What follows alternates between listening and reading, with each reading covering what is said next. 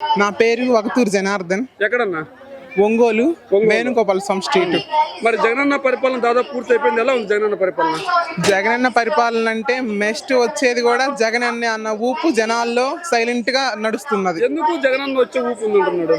జగనన్న వచ్చే ఊపు ఎందుకంటే ఆసరా పథకాలు కానీ, సున్నా వడ్డీ పథకాలు కానీ, ప్రతి పథకాలు ప్రతి ఇంటికి గడప గడపకి చేరినాయి.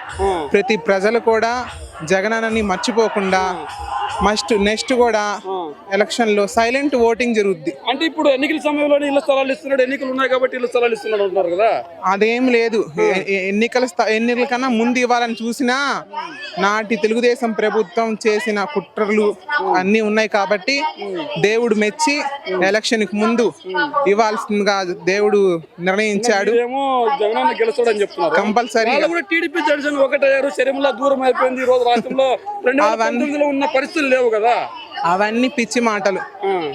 వచ్చేది ఫ్యానే. ఇంకా టీడీపీ జనసేన రాదంటారు. అవన్నీ బయటే ఉంటాయి. ఇంకా మరి ఒంగోలులో పరిస్థితి, ఒంగోలులో వాసన్న గెలుస్తాడు. ఒంగోలులో వాసన్నకి మడప తిప్పేవాడు లేడు, మాట తిప్పేవాడు లేడు. జనార్దన్ ఇంటికే పరిమితం. జనార్దన్ ఎలక్షన్ లో గెలిచాడని హైదరాబాద్ లో వెళ్ళి వాసన్న అంటున్నాడు. జనార్దన్ ఏం చేస్తున్నాడు? హైదరాబాద్ లోనేగా జనార్దన్ కూడా వెళ్తుంది, కూర్చుంటున్నది అంతే. అది కూడా మరి జగనన్న గెలుస్తాడు. కంపల్సరీ జగనన్న వస్తాడు.